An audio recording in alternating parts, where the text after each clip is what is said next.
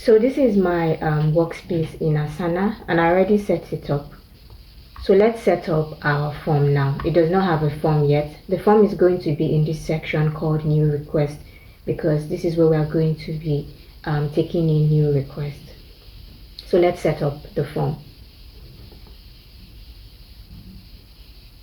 These are rules. I already set up rules, custom fields. So now I'm going to click on form, and then you're going to add. So this is what our form setup look like. So first of all, another thing to notice, the name and the email address section are already populated for you, because of course a good form always needs a name and an email address, especially when you want to take in client requests. So that's something to take note of. So now let's add a cover image. I'm going to add a cover image for the marketing ivory. That's the name of our marketing agency.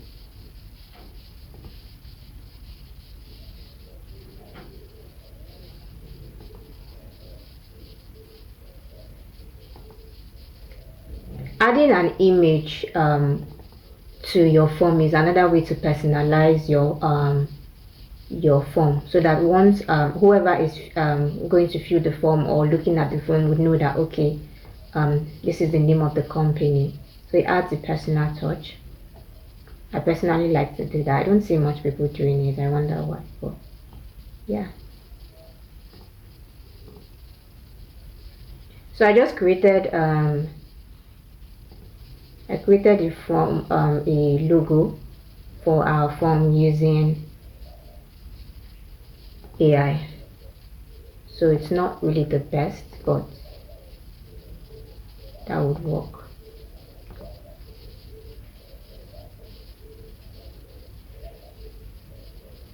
You can see our form, the name of our agency, the Marketing Ivory, just something very clean and plain and simple. So let's start adding the details, right? So the name is already here and the email address is already here. So let's start adding other questions that you would personally like to ask clients when taking in their request for a digital marketing agency. So the name is already here, the email address. So what I like to do is I like to break my forms in sections or in headings. So you can see here it does not have a heading, but I want to add a heading or a section, whatever you want to call it, but it's called a section here. So it's drag and drop. You just come here, drag and drop it here, and we'll name this heading business information, right?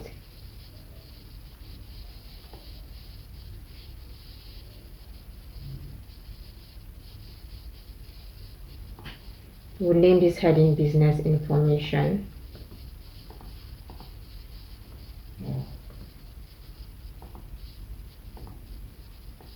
So the name, the email address.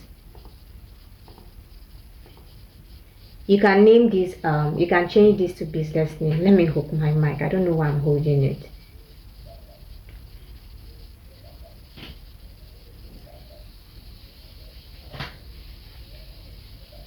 So now you can name this business name.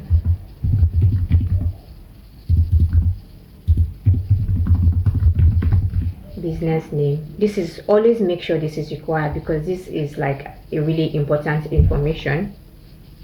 And then email address, and the next thing you might want to add is phone number. So you want to, if you want to add a new question, you just come here, new question, drag and drop, and then you say phone number, make it required. Phone number is also really important.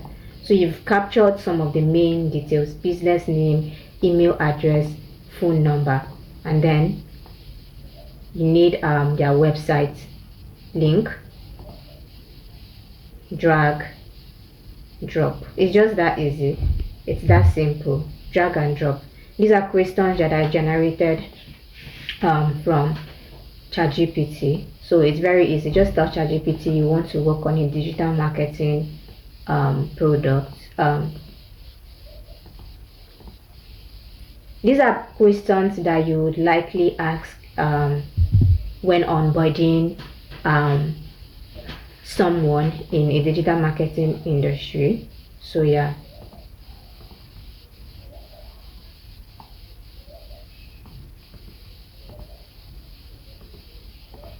The next question is briefly describe your business, what you sell and what you sell.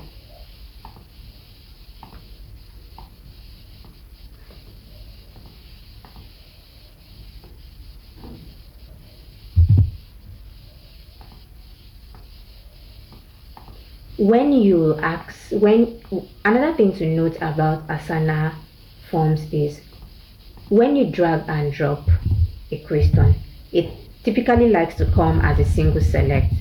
So take note of that. Not every field or not every question is a single select. So when that happens, always take note of that. So now that we've captured the business information, let's map it. So the business name, I want to connect it to okay, there's a field here, business name. I want to connect it to the business name, right? And the email address, there's an email field, connect it.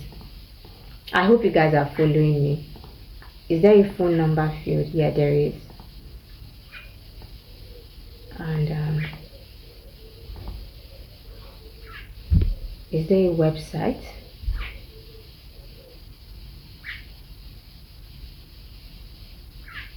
Okay, there is no website, which is fine.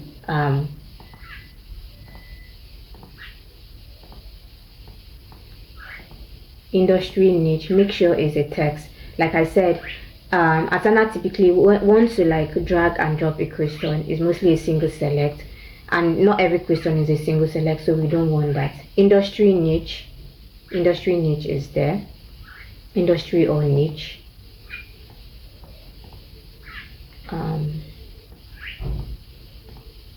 Also, this is required. It's important that you capture their website.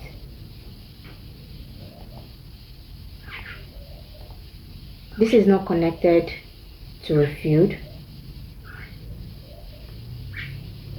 It's not, and I'm going to be explaining why in a bit.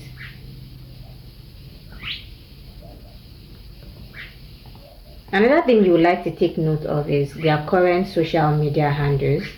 So yeah, that should be a question here. Current social media handles, if any. Or always change it to a text.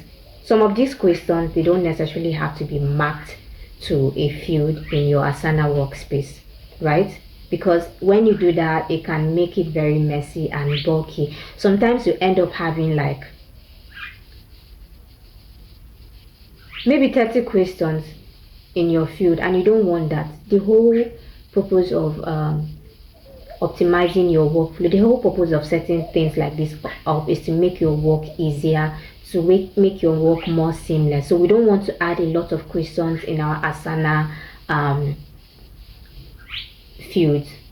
So now that we've asked your business information, we are going to come to project goals, and now we're going to add another heading. You add a heading, and we're going to name it project goals.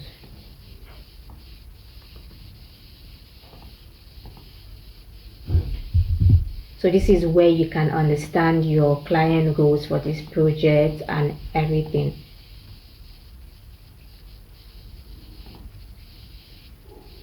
So the first question we're going to be asking, what are your main goals for this project? This is a new question. Drag. It's a single select. Okay, yeah, it's already a single select.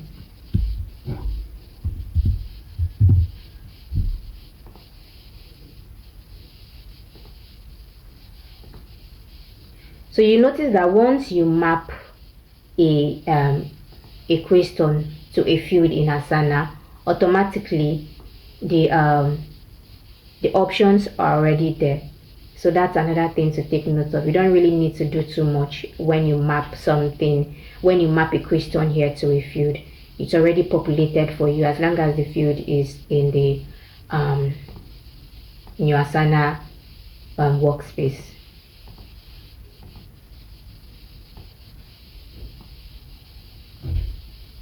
Oh, sorry, it's not a heading, it's a question. Describe your number one priority in your own words.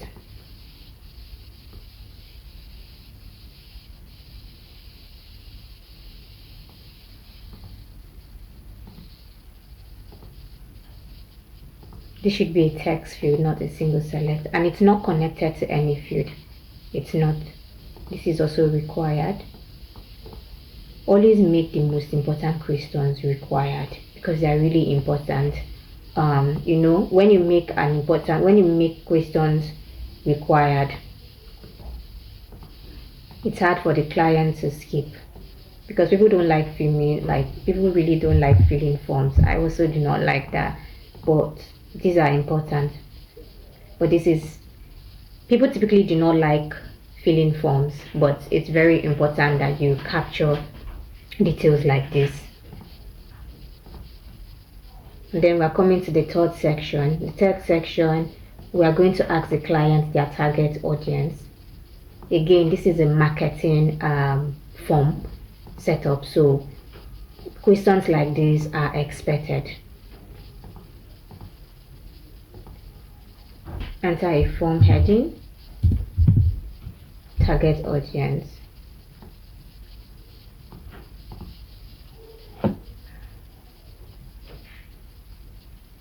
So this is where you start asking the real important questions. Who are your ideal customers?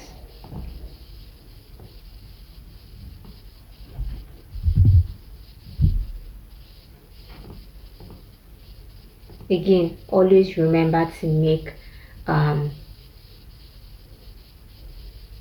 this a text field, not a single select. These are text fields.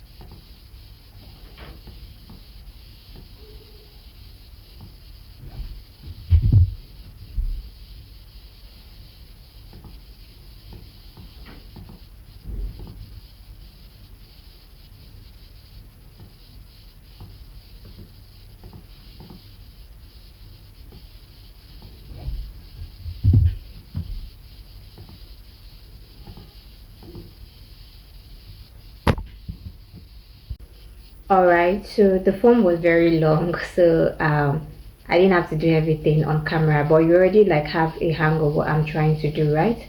So let's give our form a description, just to explain to your potential client or customer what the form is all about.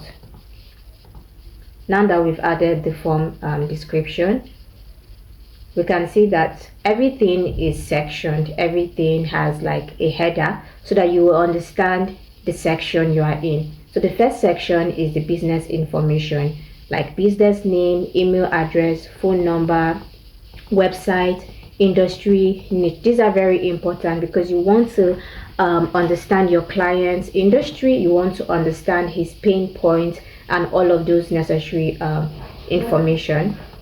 And then the second section or the second header is project goals. This is where you understand your client's goals, their vision, and everything they want for their brand.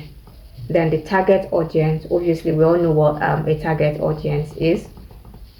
And then the branding and the messaging, current marketing setup, competitors and inspiration, content and assets, budget, timeline,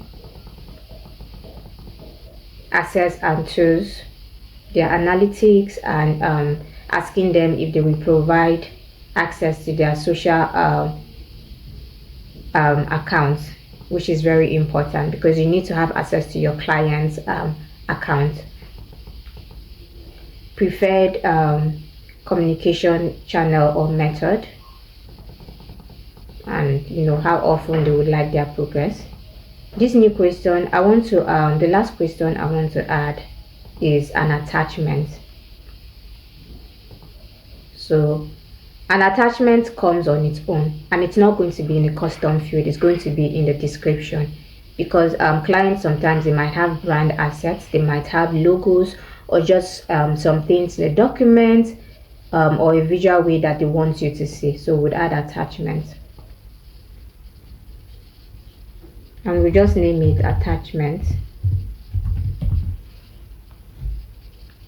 Allow multiple attachments. Don't make it required. Some people might not really know what they want immediately, so don't make it required. Now let's publish our form. Okay, first of all, let's go to settings. We want our form, whenever there is a new request, we want our form to be in the new request section. So we click on new request section because it's a new request. We want the form name, right? The first section, the first task is always what you use to know what that task is all about. So we want the first section, the first field or the task field to be the business name. So we make it the business name, and what else do we need to do?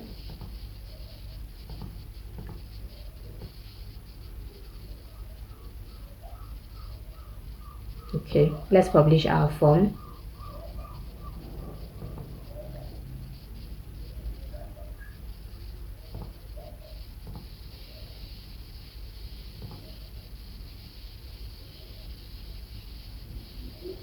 Let's view our form. We've published it now. Let's view it so we can see how a client or a customer would view the form. This is the customer's view or client's view.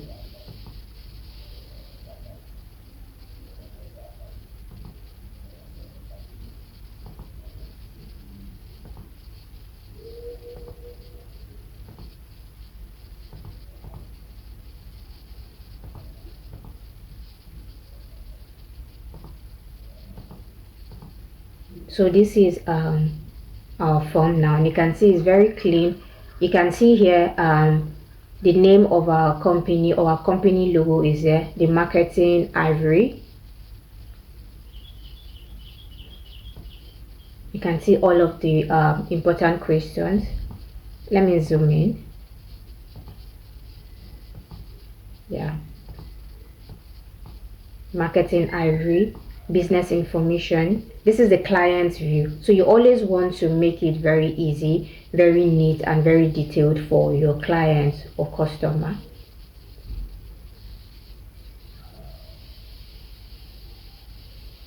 This is where they can submit attachment or files.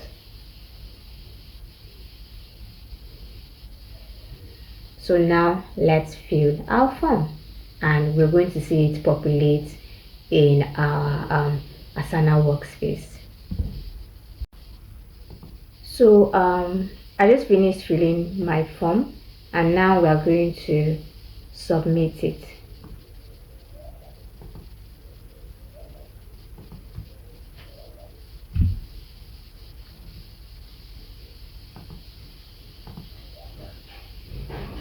It's going to appear here in a second. Yeah, you can see that everything that has to be populated is populated, except obviously the project status. So in progress. So yeah, that is how. And you can see that once there is a new request, there's a subtask attached to it. So let's see the subtask here. review form, qualify lead, and schedule intro call. You can see our attachments is here, and you can see every other important detail or information has been populated in the description. So once you open this task or this client, you are going to see everything they filled in the form. Instead of it being as custom fields, we just selected the most important things to be custom fields, because if you say you add all those questions, it's going to be too bulky, it's going to be very confusing, and it's not going to be neat or aligned. So we added it to the description. So once you open a particular lead or client, customer, or tax, whatever you want to call it, you are going to see all of their answers here, including their attachments. So yes, that is how to set up an intake form for a new request or a new client in Asana. I hope you learned. Please, if you have any questions, don't forget to drop it in the comment section. Please like and subscribe. Thank you so much, and see you in the next video.